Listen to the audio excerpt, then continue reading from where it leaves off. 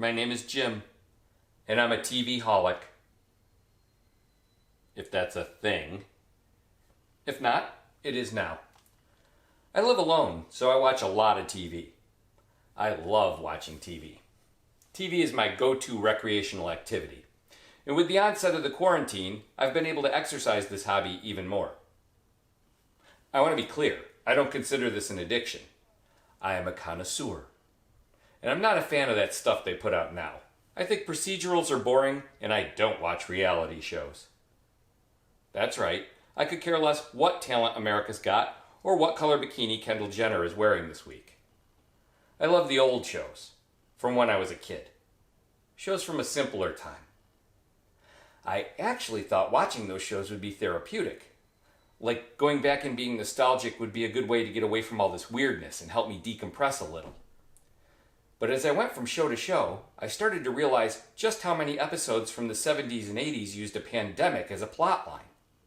MASH, MacGyver, even Magnum P.I. All had stories with some type of quarantine. These were episodes I clearly remembered, but when I'd watched them before, I must have glossed over the idea of the epidemic. Well, these stories certainly took on a very different meaning this time. Let me tell you, watching them made Jim very uncomfortable. Uncomfortable like watching Chuck Norris try to do a love scene in Walker, Texas Ranger uncomfortable. You know what I mean? Beyond that, I found myself analyzing the behavior of the characters in the shows. I was very critical of the lack of masks and social distancing. Watching MASH, all I could think was, why didn't Hawkeye wash his hands after examining that patient? He's a surgeon. He should know better. And while we're at it, how could he be drinking before doing rounds? And then came all the science fiction shows. Buck Rogers, Battlestar Galactica, and of course, all the Star Treks. Star Trek used the idea of an epidemic multiple times in each of its many series. Do you have any idea how many shows that is? Trust me, it's a lot. I mean, you could put all the pandemic episodes together in one box set and call it the episodes that went viral. You could binge watch that set for weeks. And you know what the kicker is? In every one of those episodes, the doctors discovered the virus, analyzed it, developed a vaccine, tested it on themselves, and cured the crew. All within the course of an hour. An hour! Take out the commercial breaks and it was like 42 minutes. Seriously?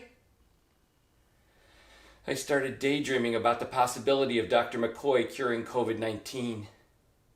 And then I thought to myself, damn it, Jim, he's an actor, not a doctor. That's when I realized that these shows weren't providing me with what I was looking for at all. I'd been hoping to escape from the real world for a while and hide in a land of make-believe. But the make-believe I found hit way too close to home. I was having more anxiety than George Lucas watching the Star Wars holiday special. From that point on, I decided to stick to pure escapism. Something that had no foot in our present reality.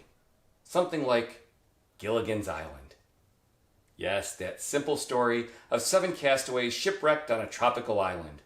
A skipper, a first mate, a millionaire, his wife, a movie star, a farm girl, and a professor.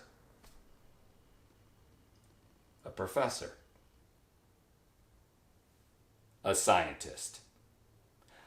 A scientist who on more than one occasion cured an epidemic using a couple of vines and a coconut. Is there no God?